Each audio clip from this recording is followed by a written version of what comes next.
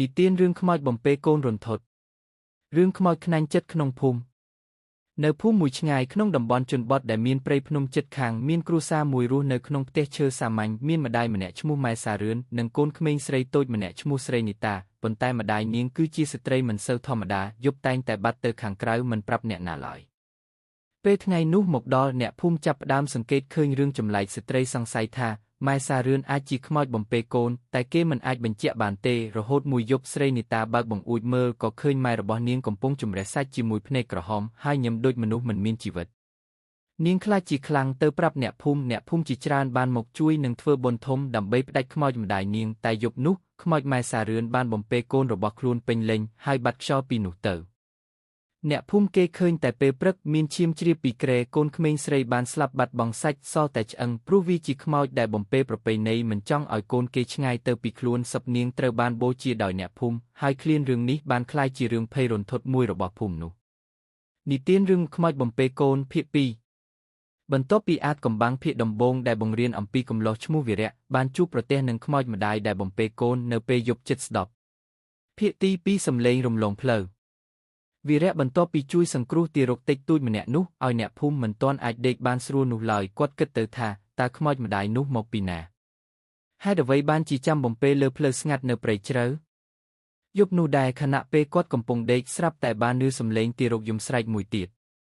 ក៏គាត់ចូលចិត្តតែចេញទៅមើលវីរៈដើរតាមសំឡេង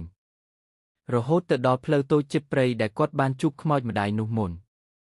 តាមពន្លឺព្រះច័ន្ទគាត់ឃើញម្ដាយនាងឈរកាន់ដៃរង្វាន់ហើយនិយាយថាសូមជួយខ្ញុំផងខ្ញុំមិនបានស្លាប់ដោយធម្មតាទេខ្ញុំត្រូវគេសម្លាប់ហើយគេចម្លាក់ខ្ញុំជាប់ក្នុងដីក្រោមដើមឈើធំមួយកូនខ្ញុំសឹងស្លាប់បាត់ទៀតវីរៈខ្លាចណាស់ប៉ុន្តែស្មារតីកុសលនាំគាត់ឲ្យយល់ថាអវសាននេះមិនមែនមានសេចក្តីអាក្រក់ទេនាងគ្រាន់តែចង់ឲ្យមានមនុស្សស្គាល់ពិតថានាងស្លាប់ដោយអំពើឧក្រិដ្ឋព្រឹកថ្ងៃបន្ទាប់វីរៈបានជូនដំណឹងអាជ្ញាធរឲ្យអូកន្លែងនាងបង្ហាញក្នុងសេចក្តីសុបិនពេលអូពិតជាឃើញសាកសពស្ត្រីម្នាក់នៅក្រោមដើមឈើជាមួយក្បាលក្មេងទារកជាប់ស្មាករណីនេះបានធ្វើឲ្យភូមិអណ្ដែតក្នុងភាពភ្ញាក់ផ្អើលតាមកាសនេះជានិទានរឿងខ្មោចមួយដែលគេនិយមបញ្ជាក់ថាខ្មោចនៃភូមិចំណងជើងខ្មោចនៅលើស្ពានចាស់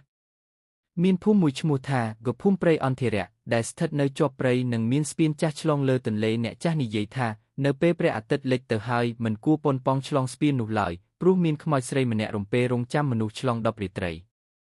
យប់មួយមាននារីវ័យក្មេងម្នាក់ឈ្មោះស្រីនាងត្រូវតែធ្វើដំណើរឆ្លងស្ពានវិលមកពីទីក្រុងក្រោយការលែងរៀនមនុស្សជាច្រើនបានដាស់គាត់កុំឆ្លងតែម្នាក់ឯងប៉ុន្តែគាត់មិនជឿនៅពាក់កណ្ដាលស្ពានគាត់ទើសំឡេងនារីស្អែកថាអូនតើអូនមករកបងទេ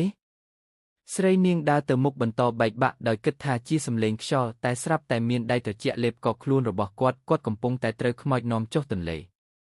អ្នកភូមិមានសំឡេងស្រែកយ៉ាងខ្លាំងពេលទៅពិនិត្យជុំវិញស្ពានគេរកឃើញតែស្បែកអាវនារីភ្ជាប់នៅលើស្ពាន